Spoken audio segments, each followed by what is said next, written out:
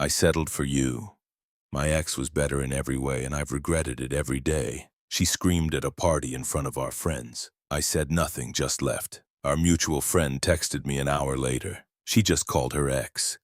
He laughed and hung up on her. A week later, she showed up at my door crying. I said, "Go find better," and closed it. Hey viewers, before we move on to the video, please make sure to subscribe to the channel and hit the like button if you want to see more stories like this. Thanks. I didn't realize I was a placeholder until the lease renewal came up. Looking back, the signs were there from the start. I was the guy who made sense on paper. I'm 29. I work as a systems architect. I have a healthy 401k and I drive a car that doesn't break down. I'm reliable. I'm stable. I'm the guy you marry when you're done having fun. Sarah was different. She was chaos wrapped in a sundress. She was vibrant, loud, and incredibly magnetic. When we met 2 years ago, she was recovering from a breakup with a guy named Damien. Damien was everything I wasn't. He was a club promoter slash DJ slash aspiring something. He was exciting. He was dangerous. He was also allegedly abusive, cheated constantly, and borrowed money he never paid back.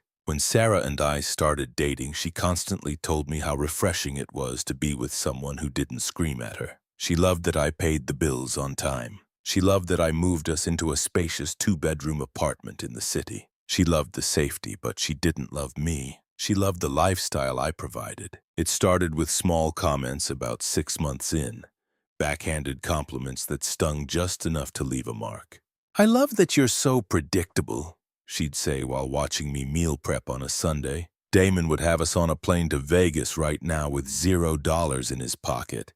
It was stressful, but God, the rush was insane. "Well, at least we aren't stranded in Vegas," I'd reply, trying to keep it light. She would just sigh, looking at her phone.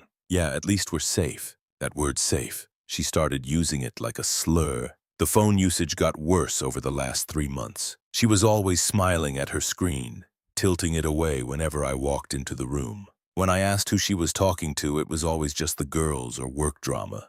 But I knew. You always know. The intimacy died off too. It became mechanical. If I tried to initiate anything, she'd sigh and say, "Can we just watch a movie? I'm not in the mood." Yet 20 minutes later, she'd be posting thirst traps on her Instagram story, captioning them with cryptic lyrics about missing the fire. I swallowed my pride. I told myself it was a phase. I told myself that stability wasn't sexy, but it was permanent, and she would realize that eventually. I was wrong. I was paying the rent for a woman who was actively grieving the loss of a toxic relationship while sleeping in my bed. I was the waiting room and her number was about to be called. The explosion happened at our friend Mike's 30th birthday party. It was a backyard barbecue setup. Lots of people, loud music, and an open bar. Sarah had been tense all day. She'd spent 2 hours getting ready, trying on 4 different outfits, obsessing over how she looked. "Who are you trying to impress?" I asked, half joking as she adjusted her dress in the hallway mirror. "Nobody," she snapped. "I just don't want to look like a suburban housewife just because I'm dating you." Ouch! We arrived at the party and she immediately hit the tequila hard. Within an hour, she was buzzed. Within 2, she was sloppy. She was holding court in a circle of our friends, Mike, his fiancée Jessica, and a few others. I was standing near the grill nursing a beer, watching her. She was glued to her phone again, texting furiously, laughing, then looking up at me with a sneer, then back to the phone. I walked over to hand her a water. "Hey," I said quietly. "Maybe slow down on the shots. We have to drive home later." She looked at the water like I had handed her poison. The conversation in the circle died down. Everyone sensed the shift. "Stop trying to control me," she slurred, her voice too loud for the close proximity. "God, you are so suffocating." "I'm not controlling you, Sarah. You're stumbling." "I'm having fun," she shouted, throwing her hands up. "Do you remember what fun is, or did you budget that out of the spreadsheet this month?" A few people chuckled nervously. Mike stepped in. "Hey, easy, Sarah. He's just looking out for you." She spun on Mike. "Oh, shut up. You guys all think he's so great because he's a nice guy. He's boring. He's dead weight." The backyard went silent. The music seemed to fade into the background. I felt the heat rise in my neck, but I kept my voice calm. "Okay, we're leaving. Grab your purse." I turned to walk away, expecting her to follow. She didn't follow. She detonated. "I settled for you." Her scream tore through the party. Every single head turned. 30 people froze, drinks halfway to their mouths. I stopped. I turned back slowly. She was standing there, chest heaving, phone clutched in her hand like a weapon, tears of rage in her eyes. "I settled!" she screamed again, pointing a shaking finger at me. My ex was better in every way. He was a man, he had passion, he made me feel alive. You're nothing, you're just a paycheck and a place to sleep. The cruelty of it was breathtaking. It was so raw, so honest that it didn't even sound like an insult. It sounded like a confession she had been holding in for 2 years. "I regret it every single day," she yelled, her voice breaking. "I wish I never met you, you're pathetic." The silence that followed was heavy. Our friends looked at me with a mix of horror and pity. Jessica looked like she wanted to throw up. She stood there, defiant, waiting for me to fight back. She wanted me to scream. She wanted a dramatic scene to validate her chaos. She wanted to prove that I was just as toxic as Damien so she could feel justified in hurting me. I gave her nothing. I looked her in the eyes. I didn't frown. I didn't cry. I looked at her with the detached curiosity of a stranger watching a car crash. I reached into my pocket, pulled out the keys to my car, and held them up. "Okay," I said. My voice was steady. No waver. I turned around and walked out of the backyard. "Where are you going?" she screeched behind me. "I'm talking to you. Don't you walk away from me."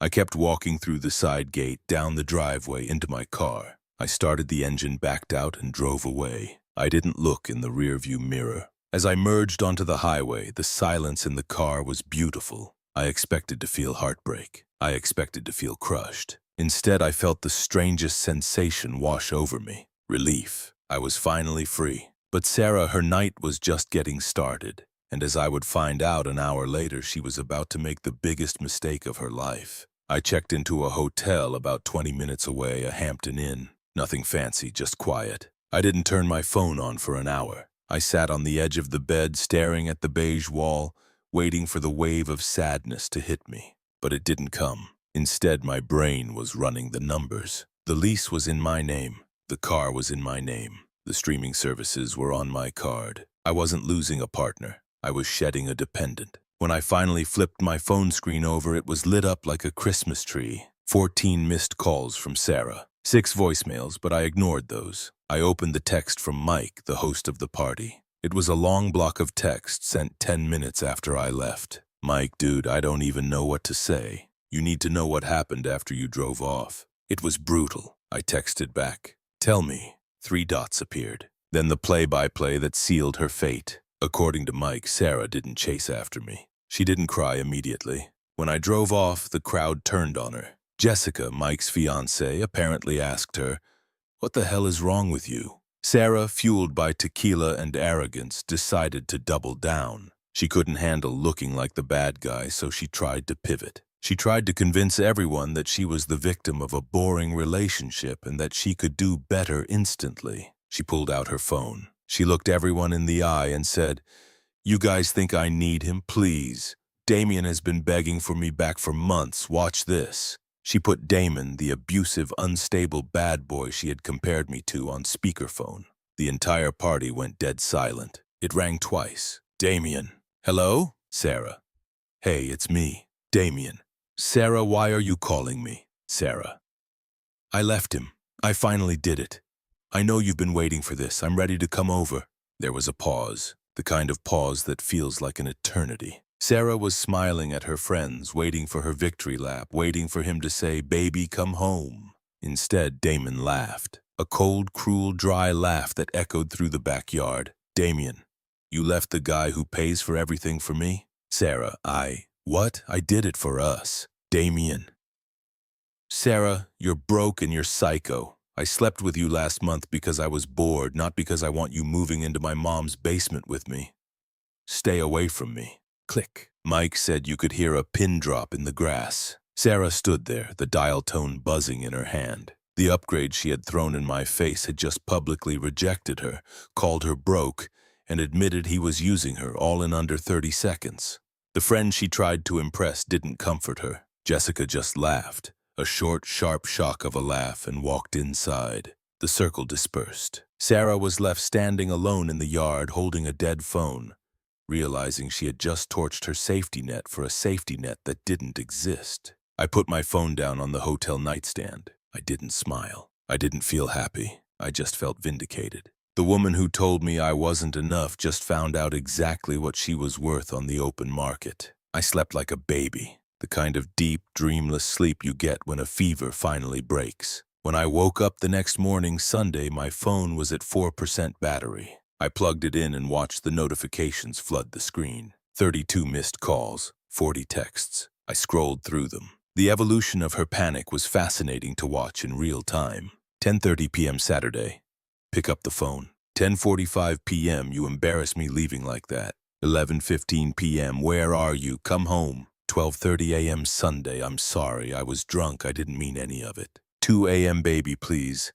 Damien is a liar. I was just trying to make you jealous because I felt like you didn't care anymore. 4 a.m. I'm scared. Please call me. 8 a.m. Are you breaking up with me? Please don't do this. I read them all with zero emotion. I didn't reply to her excuses. I didn't ask about Damien. I didn't engage with her feelings at all. I engaged with the logistics. I opened my banking app. I transferred half of our joint savings, exactly my contribution, into my personal account. I changed the password to the Netflix, the Spotify, and the Amazon Prime. Then I sent one single text message. Me. I am not coming home today. We are done. You made it clear that you settled for me. I am no longer willing to be your settlement. Since the lease is in my name, you need to leave. I will give you until next Sunday to pack your things and find somewhere else. I will be back next Sunday at noon to collect my keys. Do not contact me before then. Then I blocked her number. I spent the next week floating. I went to work on Monday and felt lighter. I went to the gym on Tuesday and actually had a great workout. I realized how much mental energy I had been burning just trying to keep her happy. Trying to be exciting enough, trying to compensate for an insecurity that wasn't mine. I heard through the grapevine that the fallout was severe. Mike told me she tried to stay at Jessica's place, but Jessica told her no. You humiliated him and ruined my party. She apparently said, go stay with your parents. But she couldn't. Her parents lived 3 states away and she had alienated them years ago. Ironically, because of Damien, she was couch surfing. She was spiraling. She was realizing that boring paid the rent. Boring put food in the fridge. And boring was the only reason she had a life in this city. I didn't offer help. I didn't check in to see if she was safe. A week ago, I would have. I would have worried. But that part of me died in the backyard when she screamed that she regretted me. The week flew by. Sunday arrived. I checked out of the hotel at 11 a.m. I drove to the apartment complex. I parked my car, my reliable, paid-off car, in my spot. I walked up the stairs. My heart wasn't racing. I wasn't nervous. I was just ready to close the file on this bad investment. I put my key in the lock. But before I could turn it, the door swung open. She was waiting. She looked wrecked. Her hair was messy. Her eyes were puffy and red. And she was wearing one of my old hoodies. The arrogance from the party was gone. The bad girl persona had evaporated. She stood in the doorway, trembling, surrounded by cardboard boxes. She looked at me like I was her savior, like I was going to fix this. You came back, she whispered, her voice cracking. I didn't step inside. I just stood on the welcome mat. I came for the keys, I said. Are you packed? She flinched at my tone. It wasn't the voice of her boyfriend. It was the voice of a landlord. Packed, she repeated, wiping her nose with the sleeve of my hoodie. Baby, please, can we just talk? I can't leave today. I have nowhere to go. You had a week, I said, leaning against the doorframe. I didn't cross the threshold. I didn't want to give her the impression that I was entering our home. It was my home now. Where are the keys? She stepped forward, trying to close the gap between us, reaching out to touch my arm. I took a deliberate step back. Her hand hovered in the empty air, trembling. Stop, I said. Don't touch me. I made a mistake, she burst out, the tears starting to flow harder now. I was drunk. I was insecure. I saw everyone looking at us, and I wanted to feel important. I wanted to feel like I wasn't just the girlfriend. I didn't mean any of it. You meant every word, I corrected her calmly. Alcohol doesn't plant new thoughts, Sarah. It just unlocks the door to the ones you're hiding. You thought I was boring for 2 years. You thought you settled for 2 years. You finally just had the guts to say it. She shook her head violently. No, I love you. I realized it this week when you were gone. God, it was a nightmare.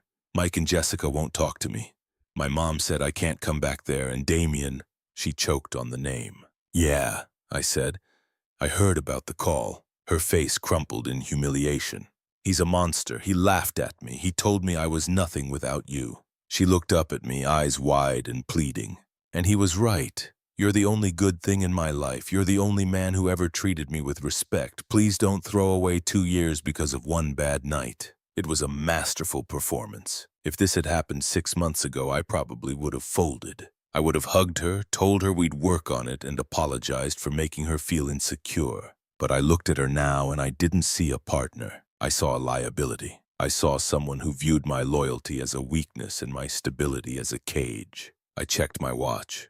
You have the rest of the afternoon to get these boxes into your car. If you need a U-Haul, you'll have to pay for it yourself. Her expression shifted. The sorrow evaporated, replaced by a flash of that sharp, ugly anger she had shown at the party. You're really going to do this? She spat, her voice hardening.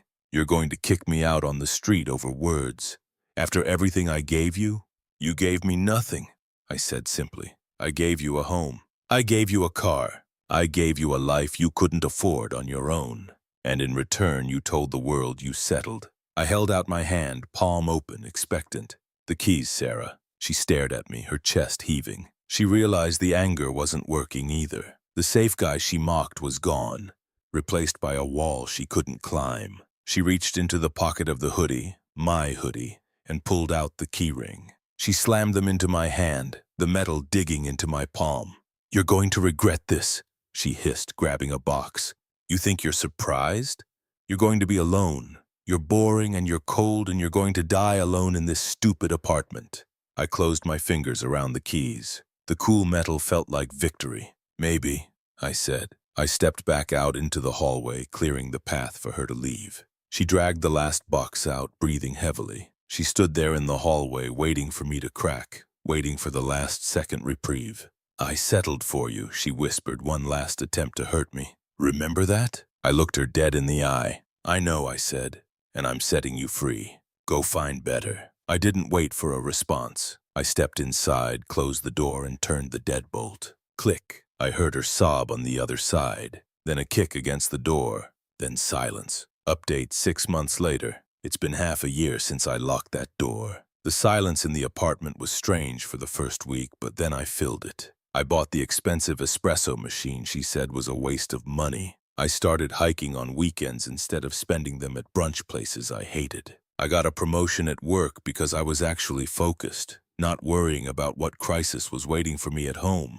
As for Sarah, karma works in funny ways. I ran into Mike a few weeks ago. He told me she never really got back on her feet. She bounced between a few casual flings, chasing that spark she was so obsessed with, but none of them let her move in. She's currently living in a studio apartment with 3 roommates on the bad side of town, working double shifts to cover her own rent. Mike said she asked about me. She asked if I was seeing anyone. He told her the truth. I'm seeing a pediatrician named Claire. She's kind. She has her own life, her own money, and her own ambition. She thinks my job is fascinating. She doesn't think safety is boring. She thinks it's a foundation. When Mike told Sarah that, she apparently just went quiet and looked down at her drink. She wanted excitement. She got it. She wanted the struggle. She got it. She said she settled for me. I finally realized she was right. I was the one settling. And now I finally upgraded. Thanks for watching. Make sure to subscribe to the channel and hit the like button.